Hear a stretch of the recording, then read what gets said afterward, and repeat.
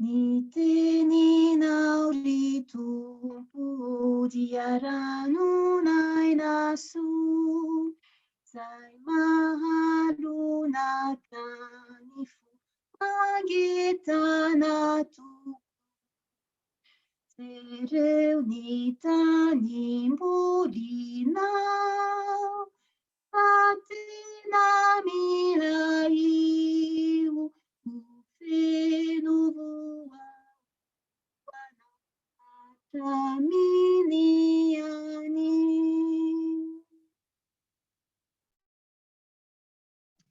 Mankasitraka ny mpitarika fa antsika nandray an'izay fitariana ny fotoana izay nahatrehantsika androany izay.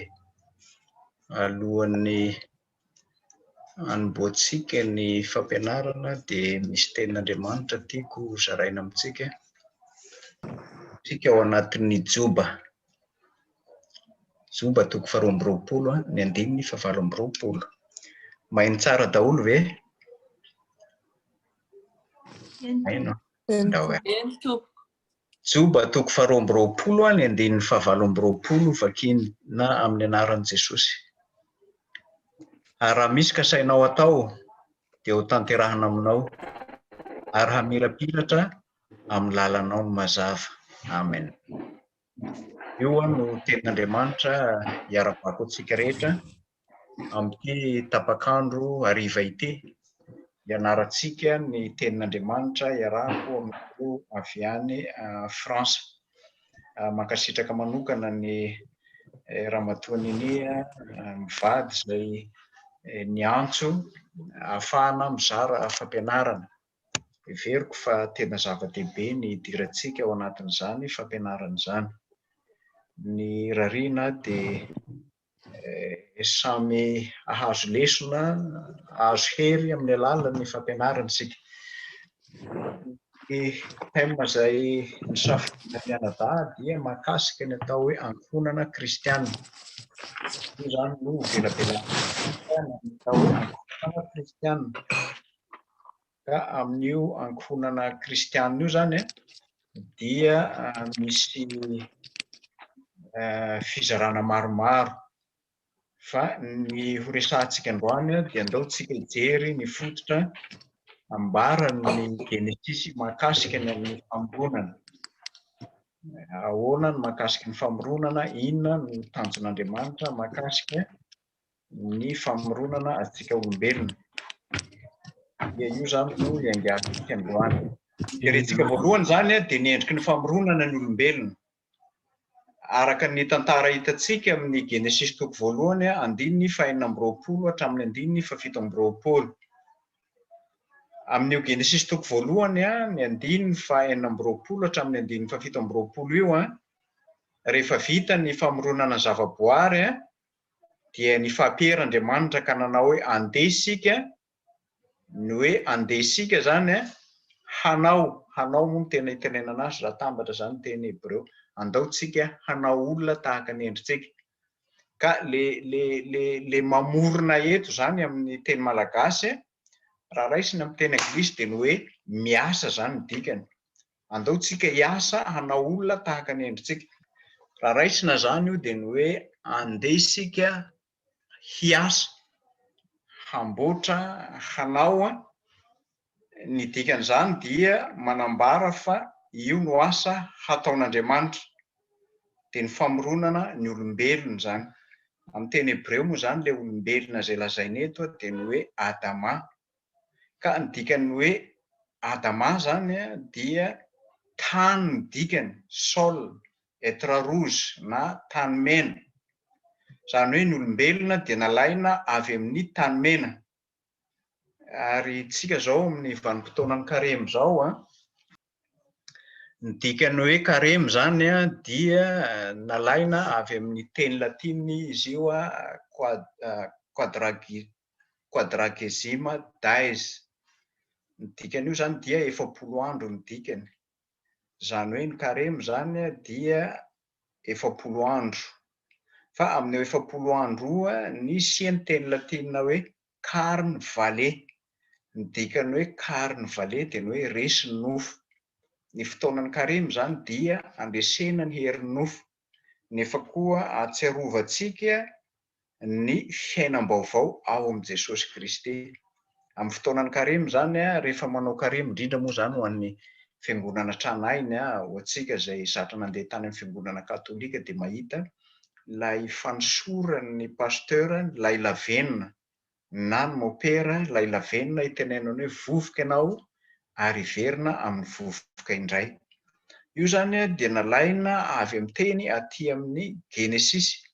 Itenenana an'io rehefa nanota ny olombelona dia nitenenan'Andriamanitra amin'ny Genesis 3 fa hiverina any amin'ny vovoka izy.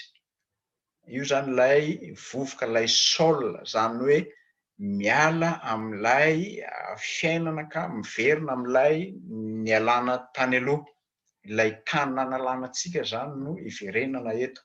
Ka entre parenthèse fotsiny iny hoe midikany Adama na ny Adama zany dia sol ny dikany, être roux zany hoe nalaina tamin'ny tany mena. Ny olombelona zany dia nalaina avy amin'ny tany mena. Ka misy zavatra roa no mamaritra ny endrim-pamoronana atsika olombelona. Ny ray voalohany dia tahaka ny endrik'Andriamanitra no namoronana azy. Genesis 1:1-9. Andeha isika amorona olona tahaka ny endritsika araka ny tarehintsika. Zany hoe ny olona izay noforon'Andriamanitra zany dia tahaka ny endriny araka ny tarehiny.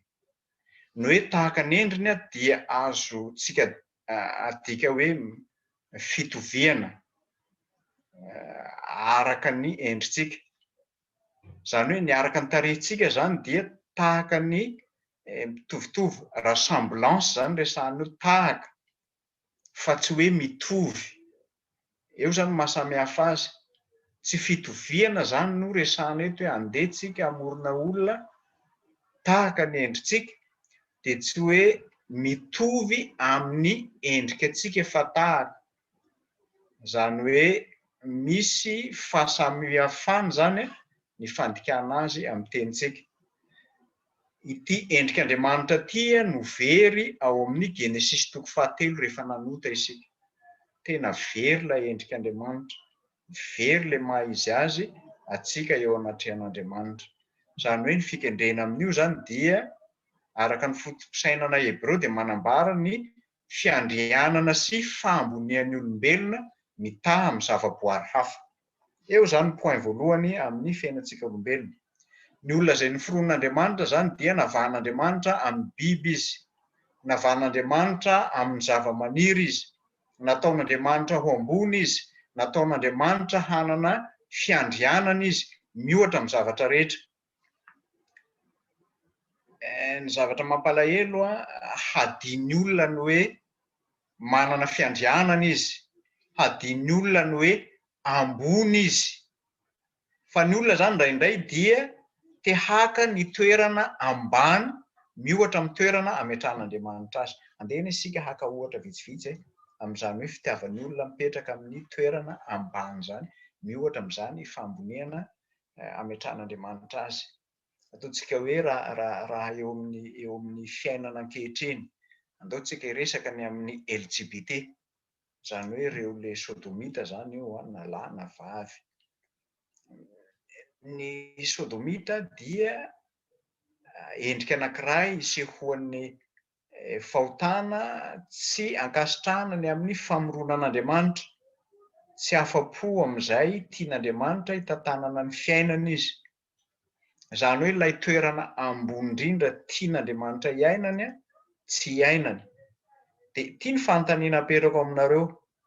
Ny biby ve mety afaka manao ohatr'izany, ohatra hoe ny biby lehilahy miaraka amin'ny biby lehilahy na ny biby vehivavy miaraka amin'ny biby vehivavy. Mba samia hoe mamaly aloha mba velomy ny micro.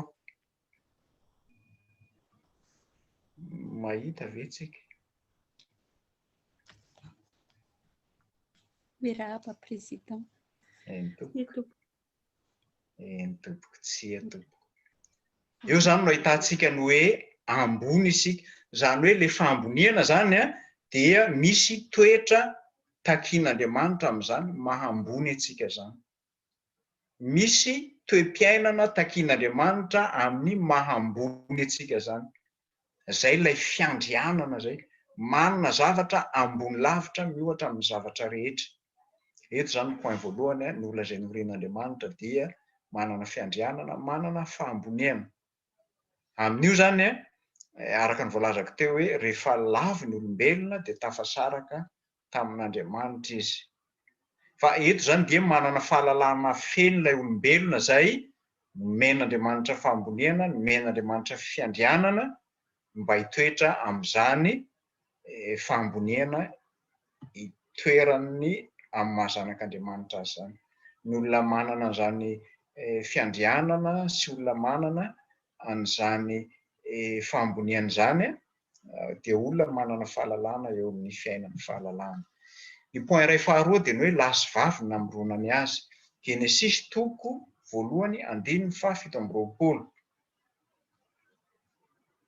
Ny fahariana nataon'Andriamanitra ry fikambanam-behivavy malala dia ny famoronana nataon'Andriamanitra ny ainga avy amin'ny tsy misy, création ex nihilo.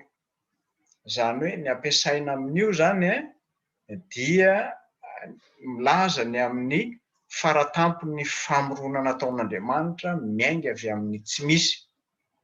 Tsy hoe tonga dia niteny Andriamanitra dia nisy ilay olombelona, fa Andriamanitra namolavola zavatra tsy nisy namboatra an'izany mba ho lasa olombelona.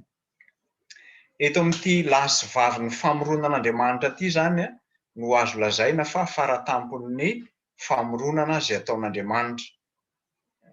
Andriamanitra dia nahary ny olona tahaka ny endriny, tahaka ny endrik'Andriamanitra namoronany azy, lahy sy vavy no namoronany azy.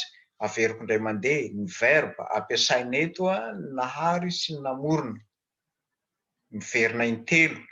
Zany hoe miseho amin'ny endrika roa samy hafa araka ny fandiniantsika azy. Amin'ny baiboly malagasy zany dia nahary no itenenantsika azy. Zany hoe milaza asa famoronana mitohy isan'andro zany. Zany hoe ny asa famoronana ataon'Andriamanitra eo amin'ny zavaboary zany dia na dia efa vita aza dia mbola mitohy mandraka ankehitriny. Zay zany ny famoronana amin'ilay hoe nahary na mamorona eto. Hitantsika moa zany hoe tsy hoe amin'ilay lahy sy vavy namoronany azy dia hoe Andriamanitra zany manao Adama be dia be dia manao Eva be dia be, tsia. Zay ilay famoronana mitohy. Rehefa miteraka isika olombelona dia misy lahy, misy vavy. Eo zany sehoan'ilay famoronana mitohy amin'ny verbe ampiasain'Andriamanitra amin'ilay hoe nahary sy ny mamorona eto. Ka eto zany rehefa vita ny zavaboary nataon'Andriamanitra hafa dia ny famoronana izay nataon'Andriamanitra zany dia mahakasika ny amin'ny lahy sy vavy ary lahy sy vavy makany amin'ny famoronana mitohy. Mampalahelo moa fa vokatry ny fahotana no mety mahatonga ny ampahany amintsika tsy miteraka, tsy manana taranaka. Reny dia vokatry ny fahotana fa tsy tanatin'ny planina izay nataon'Andriamanitra. Fa ny planina nataon'Andriamanitra amin'ilay hoe lahy sy vavy zany dia nisian'ny famoronana mitohy. Eto miverina indray ilay point voalohany resahantsika teo. Zany hoe ny lahy sy vavy zany no isehoan'ny famoronana mitohy ry fikambanam-behivavy malala, fa tsy lahy samy lahy na vavy samy vavy.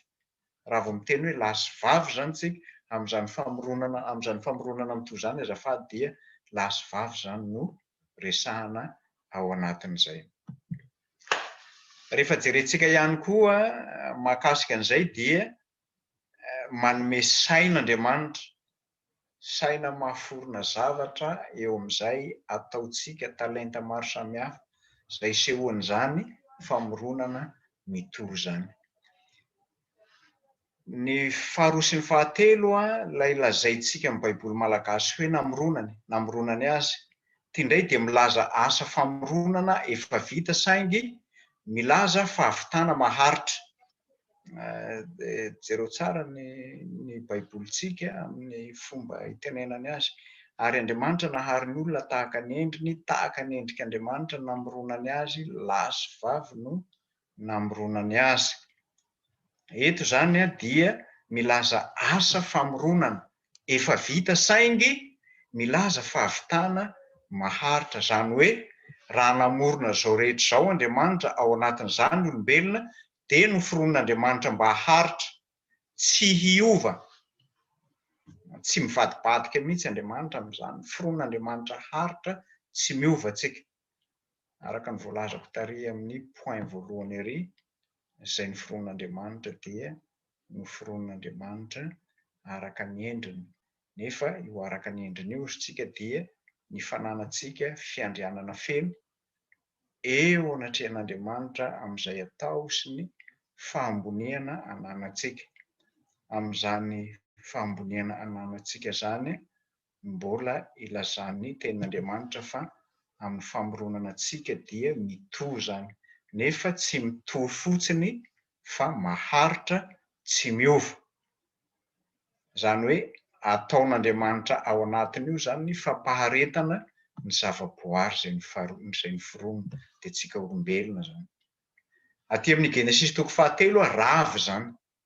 Rava zany fikendren'Andriamanitra zany amin'ny ilay famoronana mitohy teo, lasa tsy famoronana mitohy, lasa tsy maharitra tsony ny foronina, lasa miova ilay noforonina. Io zany dia efa taty aorian'ny fotoanan'ny fahalavoana. Voafaritra mazava tsara eto zany no hoe lahy sy vavy. Ity indray zany amin'ny tantaram-pamoronan'ny olombelona, lahy sy vavy dia efa nananan'i Israely io tany alohany amin'ny fomba fanehoana maha izy azy ny lahy sy vavy eo amin'ny fiarahamonina tahaka ny ananantsika ankehitriny. Fa voatsindry mafety kosa nefa ny teny hoe izy ireo, izay fandriana ny fiarahan'ireo olombelona izay voazara ho roa karazana. Zany hoe raha vao miteny hoe izy ireo zany izy dia milaza karazana anankiroa, izay ilay hoe lahy ny ray vavy, espèce anankiroa. Zany hoe reo zany no miara-monina, reo zany no mitambatra, samy manana ny maha izy azy anefa ilay lahy na ilay vavy, nefa nataon'Andriamanitra ho iray ara-paharena.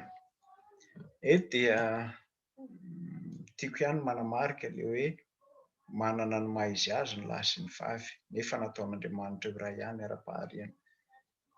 Ny olona andao ataontsika resaka mpivady aloha. Eo amin'ny mpivady rehefa ny mpivady no tena mitovy, manomboka sahirana tsika izay. Rehefa mafy loatra koa nefa ny fahasamihafana dia manomboka sahirana tsika. Fa rehefa mifameno kosa izy dia hitantsika ny harena izay omen'Andriamanitra amin'ilay hoe mahalahy, mahavavy eo amin'ny ara-paharena. Hitantsika ny amin'ny mbola ho hitantsika any aoriana any ny atao hoe qualité of women, zany hoe ny qualité ananan'ny vehivavy, ahoana ny qualité ananan'ny lehilahy. Io moa dia resahanay mandrakariva satria vehivavy moa zany no ampianarina eto. Anisan'ny manahirana anay lehilahy aminareo vehivavy dia ny qualité anananareo izay tsy mitovy amin'ny qualité anananay. Inona moa ilay qualité anananareo?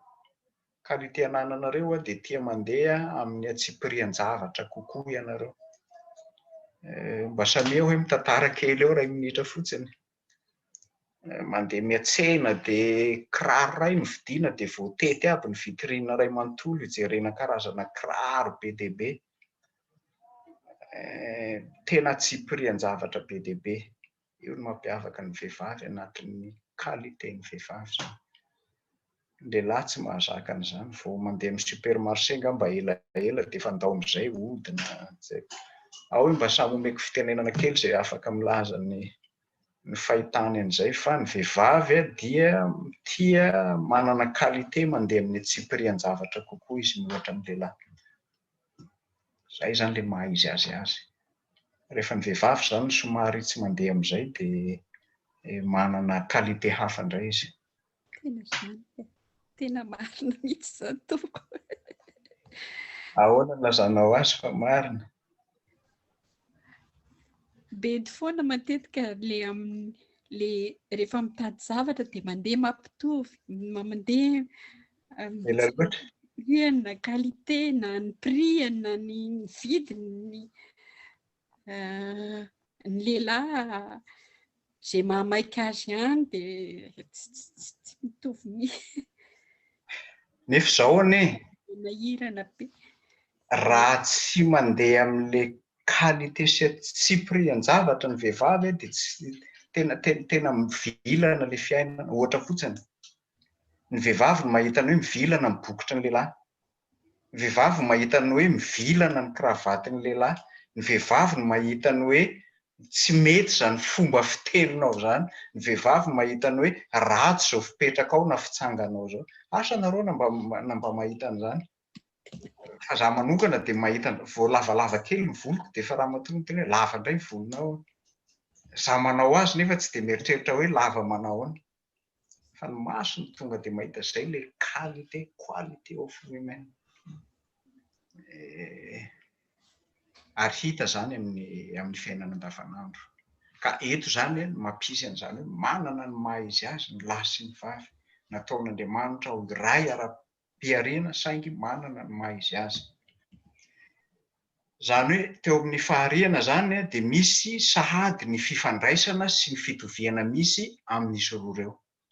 Eto zany miainga ilay fitoviana amin'ilay lahy sy ny vavy. Eto tsy miteny le fitoviana eto mbola ho hazavaintsika aorianao. Inona moa natao hoe fitoviana? Ny atao hoe fitoviana dia tsy miresaka ny hoe dia efa tsy lehilahy intsony zany lohan'ny tokantrano fa samy mitovy eto. Tsy izay le tiantsika ambara. Mbola ho tonga amin'izay tsika farafara kely. Hatramin'ny naharen'Andriamanitra ny olombelona dia mitohy hatramin'ny aty amin'ny Genesis toko voalohany zany 2:20 hatramin'ny 2:20 dia mitohy amin'ny Genesis toko 2:1-4. Misy mpanoratra maromaro moa zany manambatra azy ireo. Ny tena lehibe manamarika an'io nefa dia ny fanambaran'Andriamanitra ny fahavitan'ny zavatra nataony. Eto zany Andriamanitra tena faly vita ny zavatra nataony. Nitsahatra Andriamanitra tamin'ny andro fahafito. Rehefa nitsahatra Andriamanitra tamin'ny andro fahafito dia eo amin'izay izy nitazy ny foron'Andriamanitra dia miditra anatin'ny famoronana. Zany hoe ny faran'ny foron'Andriamanitra dia ny lahy sy ny vavy ny olombelona zany izay noforonina. Eto nefa somary misy fahasamihafana ihany amin'ilay famoronana. Satria ny lahy aloha no foron'Andriamanitra vao ny vavy ny foron'ny manaraka. Inona tompoko ny mahatonga an'izay? Nahoana ny lehilahy aloha ny foron'Andriamanitra izay vao ny vehivavy? Nefa ny vehivavy no mahita ny zavatra amin'ny hatsipiriany, ny vehivavy manana qualité be noho ny lehilahy. Quality of women. Nahoana tsy ilay vehivavy aloha ny foron'ny voalohany? Nefa iaho mahita hoe tokony vehivavy ny foronina voalohany satria izy manana qualité be.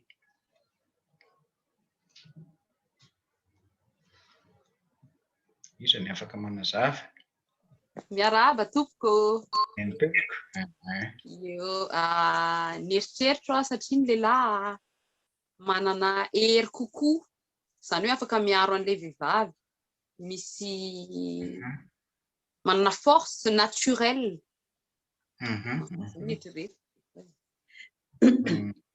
Miarahaba. Ny hevitra ny hafa. Zany indray mieritreritra hoe satria ny vehivavy natao hanampy an'ny lehilahy, izay ny anarany, atao hanampy an'ny lehilahy. Ny hevitra ny hafa.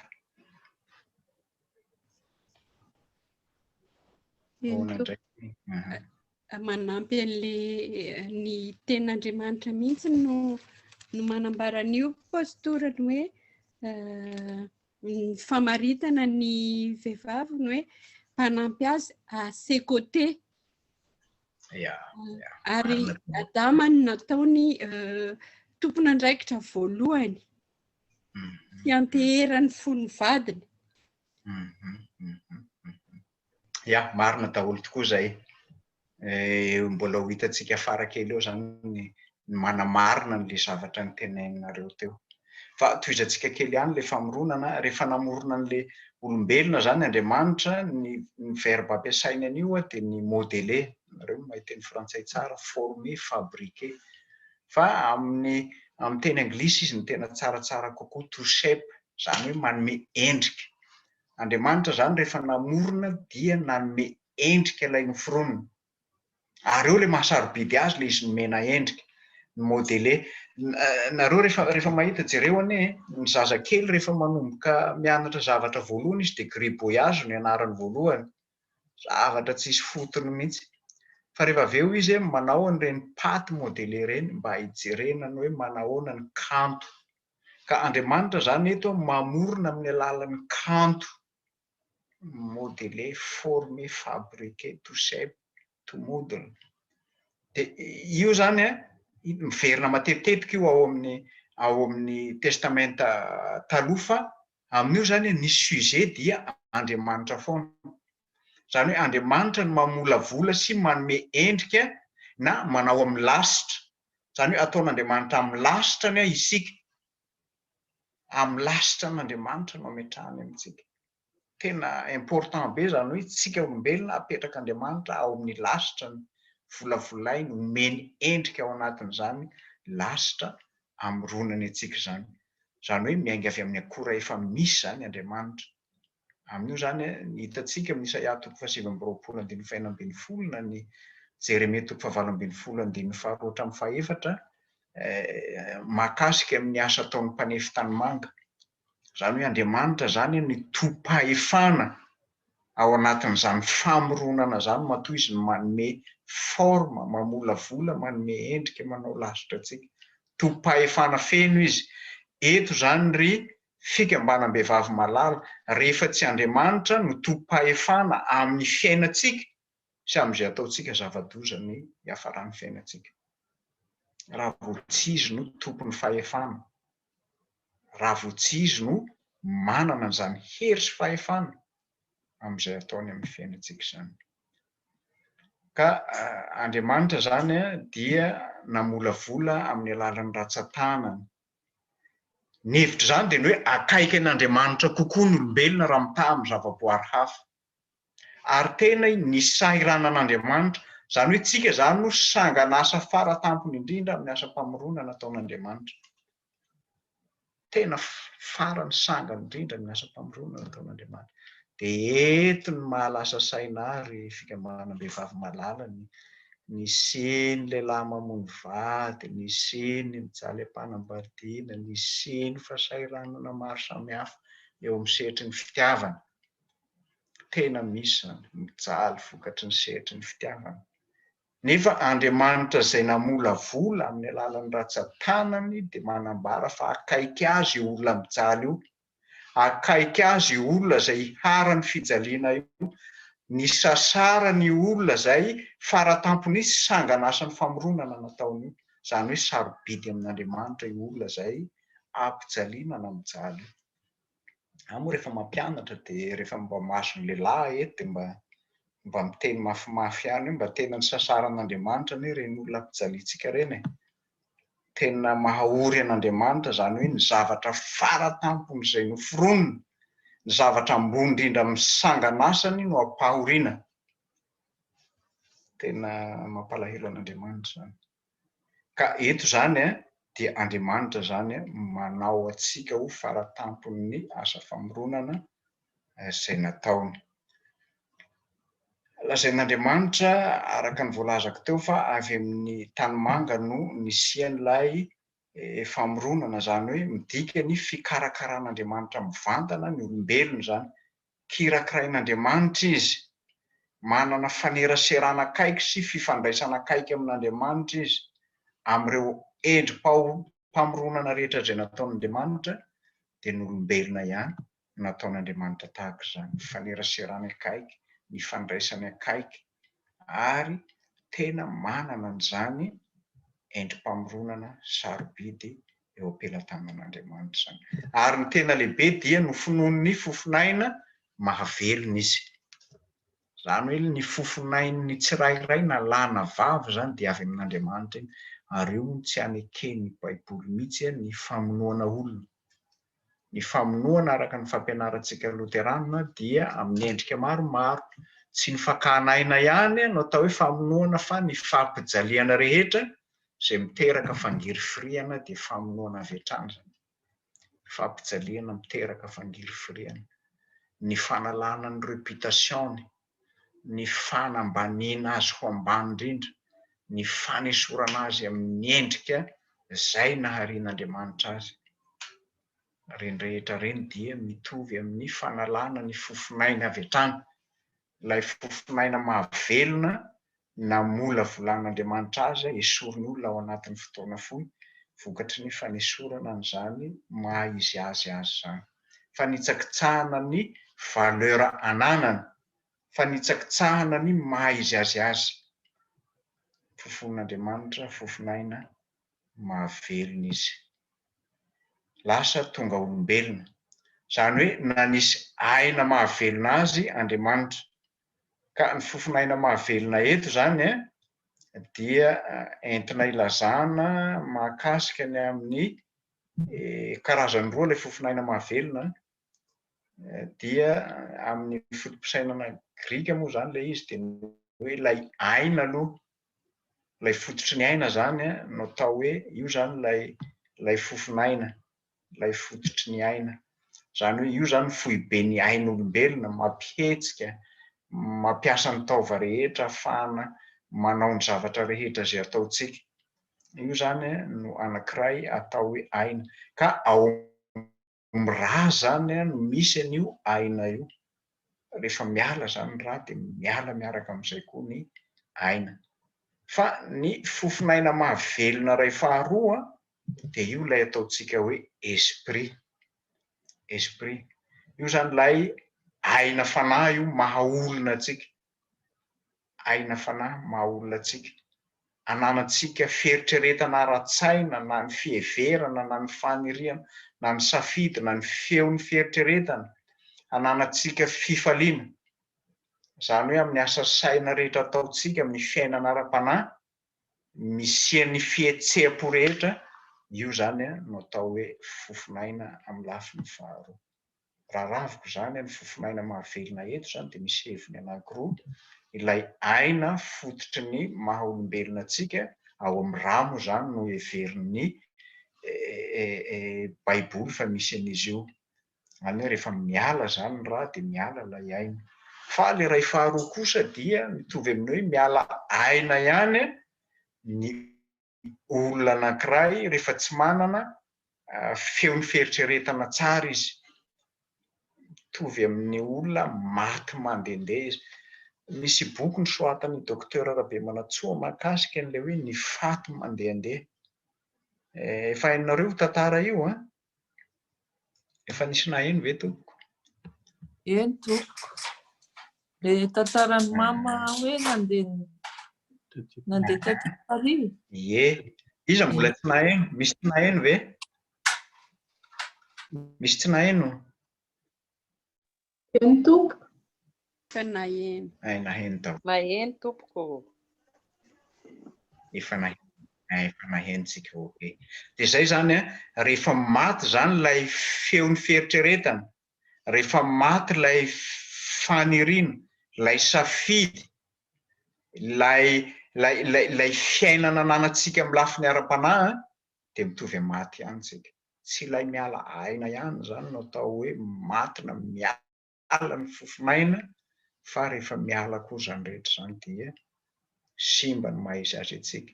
Rava ny fihetseham-po, ny fiainana ananantsika rehetra, dia io moa zany ilay lazaintsika hoe maty ara-panahy. Tena maty ara-panahy. Amin'io zany no itenenan'ny fampianarana loterana hoe io no maha olona antsika. Izy roa mitambatra ireo zany maha olona antsika.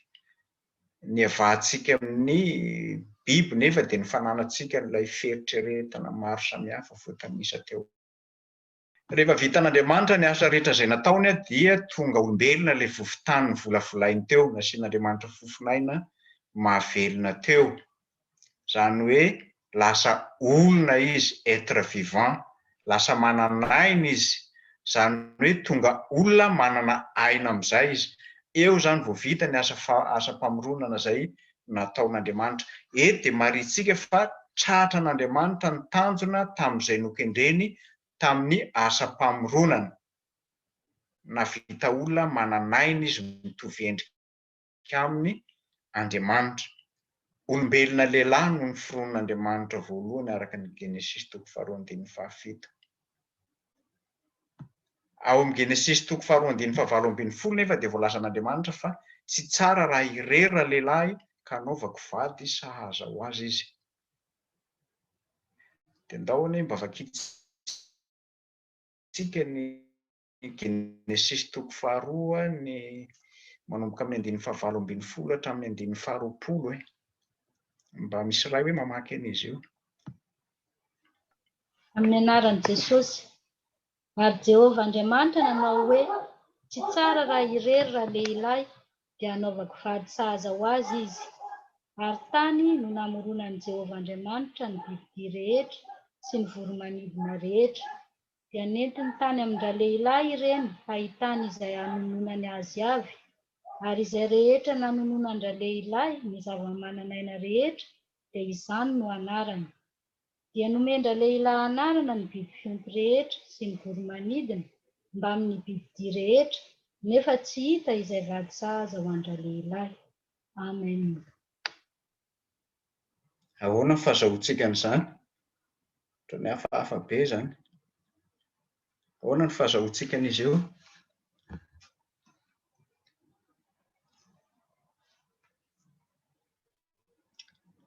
Tsara raha irera lehilahy dia hanaovako vady sahaza ho azy. Foron'Andriamanitra amin'ny alalan'ny tany, ny olombelona. Dia rehefa avy eo indray nasain'Andriamanitra nandeha teo aminy ny bibidia rehetra. Nentin'Andriamanitra teo zany nefa tsy hita izay vady sahaza ho azy. Azonareo ve zany zavatra mikorotana be zany? Rehefa namorona ny olombelona Andriamanitra dia nilaza izy fa tsy tsara raha irera lehilahy dia hanaovako vady sahaza ho azy. Ny sahaza eto misy nota 3 kely eo, nota 3 kely eo, mpanampy tandrifo zany ny dikany eo. Rehefa noforon'Andriamanitra zany ireo ny olombelona Adama zany dia rehefa noforony dia hoe tsy tsara raha irera lehilahy ka hanaovako vady sahaza ho azy. Dia rehefa nanaovana vady sahaza ho azy nalefa teo ny zirafa. Tianao ho vadinao, izay ny tena dikany. Tianao ho vadinao ve io zirafa io ry Adama? Lava loatra ny tendany. Nalefa teo ny kisoa. Tianao ho vadinao ve io kisoa io ry Adama? Manahirana izy. Aleo tsy miteny hoe olona ngeza sao dia misy ngeza ao dia hoe za koa no ataon'ny prezidan zany fa tsy izay ilay tiako tenany. Tia indray alefa eo ny soavaly. Tsy tiako fa lava rambo loatra. Izay alefa eo tsisy nety aminy zany hoe tsy nisy azahoana vady ho azy amin'ny alalan'ilay biby rehetrarehetra izay mandalo teo. Izay ny dikany. Izany hoe Andriamanitra dia nampandalo an'ireo teo mba hisafidianan'ny Adama vady ho azy amin'ny alalan'ireo biby izay noforon'Andriamanitra ireo. Fa Adama mihitsy nahita fa tsy mety amin'ilay biby. Tsy tian'ilay biby, tsy compatible amin'ilay biby. Izay zany tena dikany. Ilay vady sahaza zany compatibilité. Ka ilay biby eo zany tsy compatible aminy. Ohatran'ny hoe raha manao kiraro zany isika, raha ianao zany manao kiraro, raha ianao zany pointure 39 ka manao kiraro pointure 36 ianao dia tsy ho tafiditra mihitsy zany. Raha 38 dia mety ho tafiditra fa manaikitra. Izany hoe zavatra tsy mety atambatra zany no atambatra. Dia rehefa avy eo Andriamanitra izay vao nanapa-kevitra nampatory andra lehilahy. Azontsika amin'izay ilay izy Azontsika ve hatreo ry mpiara-mianatra? Izay zany ny important. Raha vao misy lehilahy manao fiainana biby dia teneno hoe tsy izao no namoronan'Andriamanitra anao. Tsy izao mihitsy no harian'Andriamanitra ho ahy. Tsy izao mihitsy ilay nokarakarain'Andriamanitra ho ahy. Raha vao manana fiainana biby izy. Fanontaniana napetrako teo dia ny hoe nahoana no nahasondriatory andra lehilahy Andriamanitra teto. amin'ny alalan'ny anamboaran'ny vehivavy nahoana tsy navelany ho hitany adama nangalana an'ilay vehivavy tao amin'ny taola tehezany dia hitany hoe io ilay vehivavy. Fa nahoana no napatoriana izy. Le fampatoriana eto tena mitovy amin'ny anestesia ry mpiara-miasa, tena ohatrany hoe napatoriana amin'ny anestesia générale mihitsy zany adama eto. Zay le hoe nasondriatory tsy naheno inena mihitsy izy. Tout folle moa izy amin'ny teny anglisy, faire tomber hozy tsika amin'ny teny frantsay.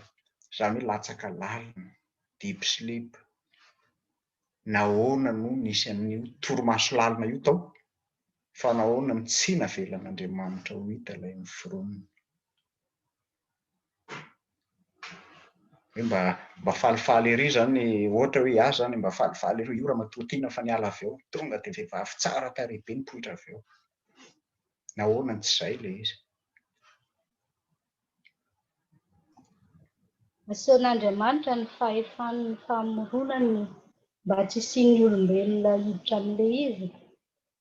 Amin'izay mba tsy hisy olombelona Fahefana kara-tampony zany anazy irery ihany. Ahoana koa ny hevitry ny hafa?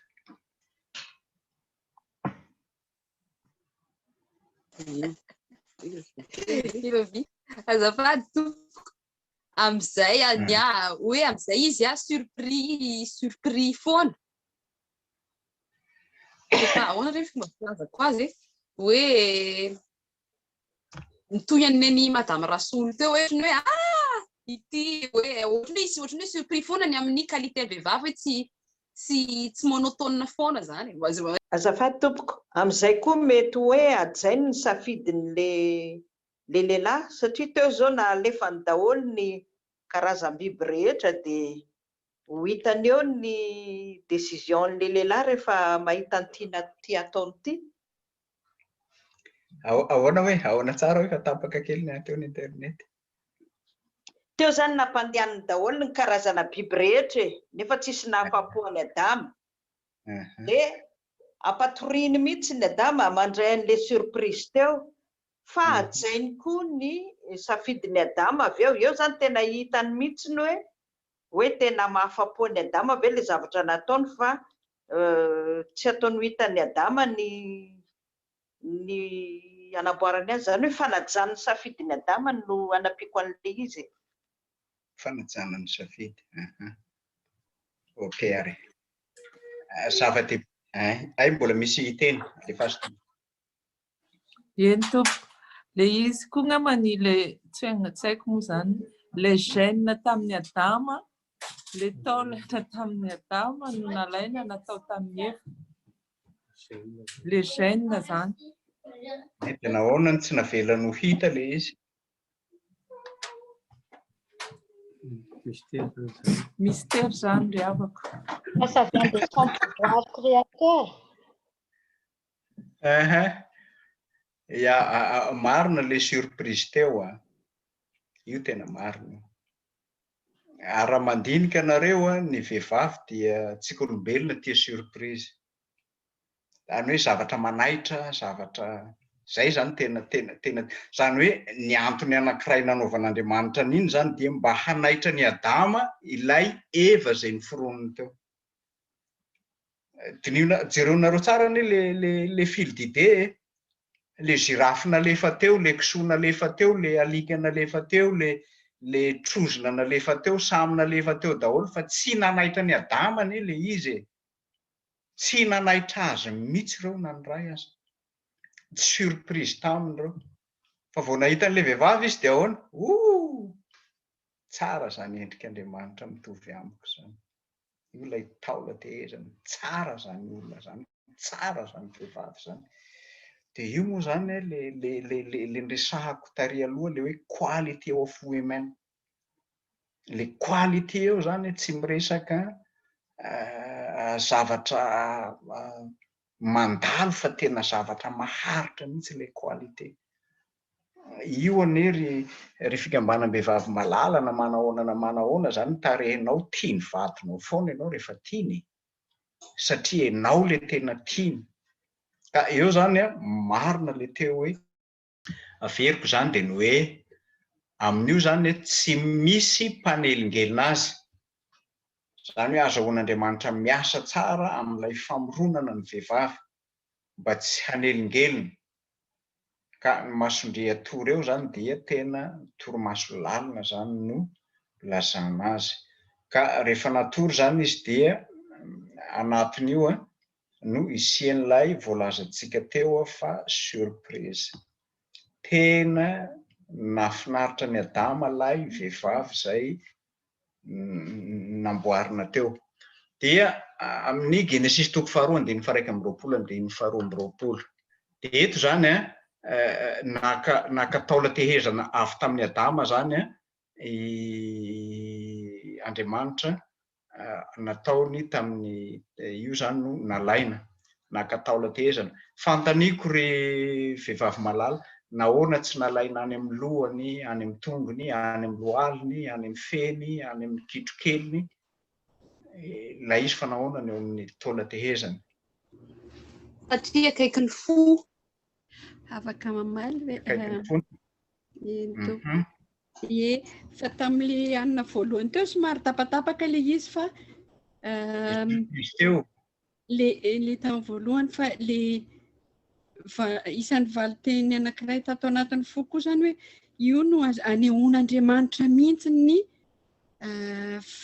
herin'ny fanambadiana, ny institution ny mariage, ny nanaovany hoe izy mihitsy nanao ny fanambadiana. Dia ny hoe tsy nalainy tany amin'ny tongony na nalainy tany amin'ny lohany, tsy nalainy tany amin'ny lohany mba tsy hidomine ny vadiny koa izy, fa raha vao misy resaka domination amin'ny fifandraisan'ny mpivady dia tsy mety. Sady misy koa ny ordre créationnel hoe Adama ny narian'Andriamanitra voalohany dia nalainy tamin'ny taola tehezana ho akaiky ny fony mandrakariva koa arak'izay voalaza teo, ary tsy ho hitsakitsahana amin'ny tsy ho ambaniny any amin'ny tongotra, tsy ho fanitsakitsaka, fa tena ameno azy amin'ny fahafenona narian'Andriamanitra amin'ny fanambadiana. Tena marina zany, tena marina zany madame fa. Zay zany le fototra ny hoe taola tehezana zany nanatsoahana azy dia ny hoe mitovy. Io zany fitoviana mitovy ny lahy sy ny vavy eto. Eto zany dia tsy milaza izy hoe mbola tsy milaza amin'le lahalohan'ny tokantrano izy eo fa miresaka amin'le fitoviana. Io zany ny ambarany eo zany ilay support hoe tena mitovy izy mifanakaiky, mifankahazo am-po, tsy misy ambony, tsy misy ambany eo amin'ny fahariana nanaovan'Andriamanitra azy. Averiko indray mandeha mbola tsy miresaka n'ilay lahalohan'ny vavy eto, fa miresaka ny hoe samy olona no arian'Andriamanitra mitovy eo anatrehan'Andriamanitra, manana dignité humaine mitovy eo anatrehan'Andriamanitra izy anankiroa, tsy misy ambony, tsy misy ambany. Dia eo zany narafitr'Andriamanitra tsara le vehivavy amin'izany fandrafetany azy zany no nangalana azy eo amin'ilay taola tehezana. Zany hoe eo zany no ilazana n'ilay efa voalazantsika teo aloha teo hoe tena mifampiditra tsara amin'ilay lehilahy zany ilay vehivavy eo amin'ilay famoronana nanaovan'Andriamanitra eto. Io zany no fototry ny fanambadiana araka ny voalazany namantsika teo. Ao ary fanontaniana tompoko. Fanontaniana tompoko pastora. Ao amin'ny Jaona toko 4:4-20 zao dia miteny hoe Andriamanitra dia fanahy. Dia nefa ato amin'ny Genesis toko 4:20 dia miteny izy raha namorona ny olombelona fa nataony mitovy endrika aminy. Dia ahoana zany nefa nefa tsisy endrika, dia ahoana kay zany pastora no valan'izay tompoko? Azo valiana tsotra hoe io fanahy io no mampiavaka antsika amin'ny biby io no hitovizantsika amin'Andriamanitra. Manana safidy tsika, manana dignité tsika, manana personnalité tsika. Reo rehetra reo izay mandrafitra antsika reo zany hiavahantsika amin'ny biby, hitovizantsika amin'ilay endrik'Andriamanitra nomeny antsika, satria azo adino fa fofinaina no nataony ao amintsika. fofinaina zany nataony. Ka eto zany le ressemblance eo zany le fanazavaiko tary aloha ary le hoe tahaka sy ilay fanamariana momban'le hoe mitovy. Tahaka zany eo fa tsy mitovy zany lazainy eo. Tsika zany tsy mitovy amin'Andriamanitra. Raha mitovy tsika dia fanahy tahaka azy. Fa tahaka an'Andriamanitra tsika, ilay tahaka eo zany no mandrafitra n'ilay isika tontolo, manana n'ilay feony fieritreretana tsara, fiainam-panahy tsara, voarafitr'Andriamanitra anatin'ny tontolo milamina eo anatreny. Io no mampiavaka antsika. Ka eo zany le hoe mitovy amin'Andriamanitra eo zany dia tsy ilay hoe tsika zany tena Andriamanitra. Tsy izay ka. Marina ihany lazainy Salamo hoe Andriamanitra isika. Fa tsy iny zany, fa iny amin'ny Salamo dia manondro an'i Jesosy ny teny iny ambara. Zay toetra zany no nalaitsika aminy. Toetra zany le izy. Tsy tena toetra fa le maha izy azy, le maha olombelona antsika. Raha vao toetra fotsiny manko le izy dia le toetra amin'izao mantsy efa simba ny ota dia tsy nefa le izy. Satria le toetra simba ny ota ratsy.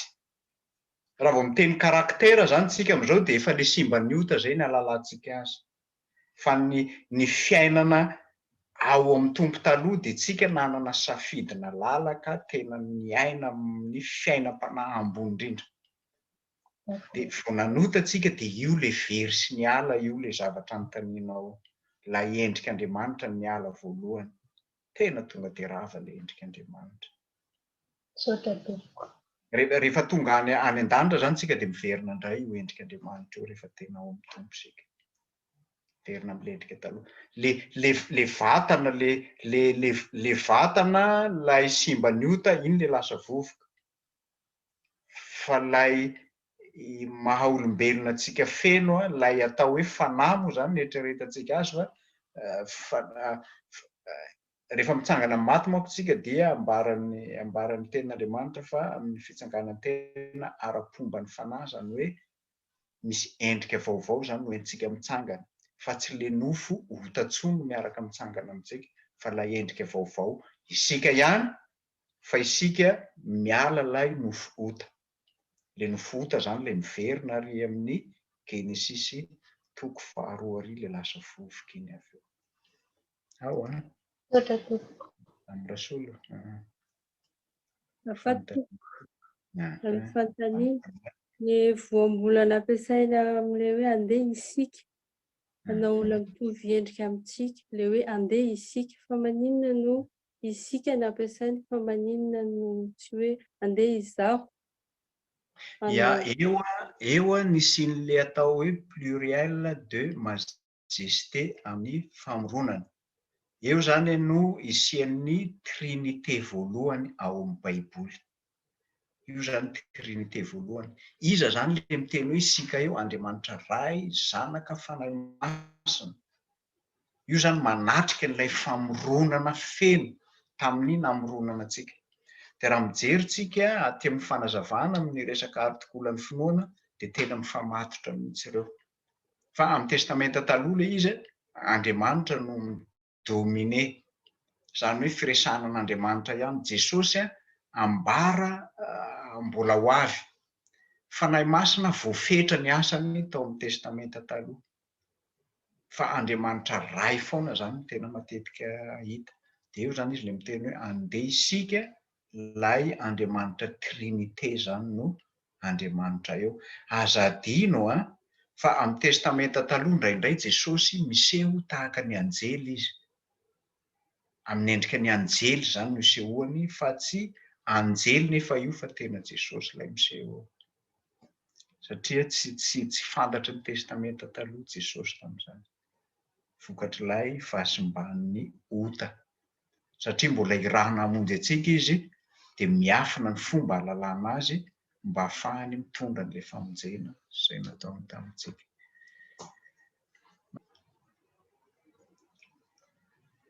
Izay ngamba Madame Marahary-Jaona. Averina any aminao ary ny fandaminana fa tapitra ny fanontaniana. Misaotra indrindra tompoko.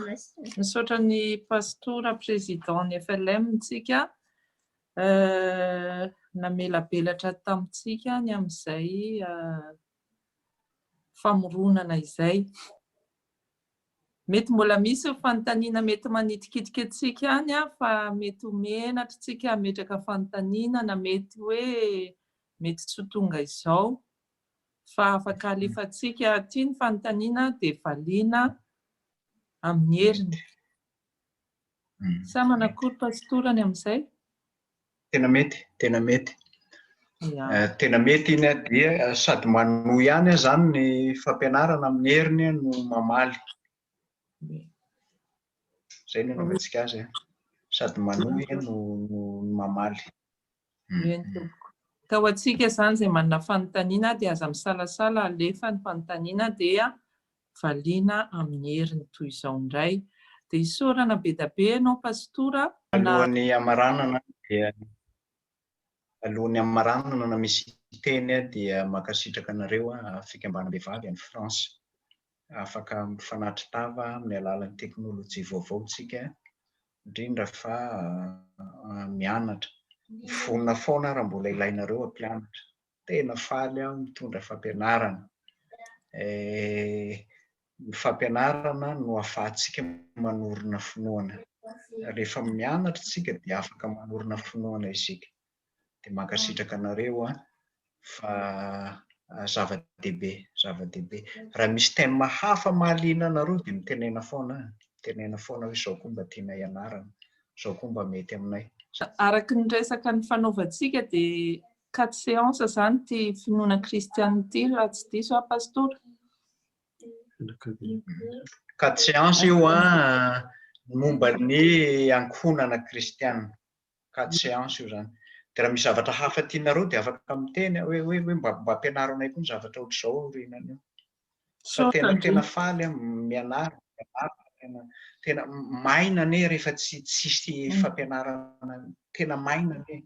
Any aminareo efa mafy le rotoroto ny corona etsy tsisy haonana. Tany Suisse zao ny resaka amiko nalahelo mihitsy satria zareo zany mba afaka nivory ihany manodidina ny 50 fa tsy mahazo mihira ao am-piangonana fa manao kasibosy fa sao dia mifindra le corona. Tsy mahazo mihira. Le anankiray mitory-teny ihany mba afaka nitory-teny. Fa raha vao be dia be hono miteny dia vao maika miparitaka le corona.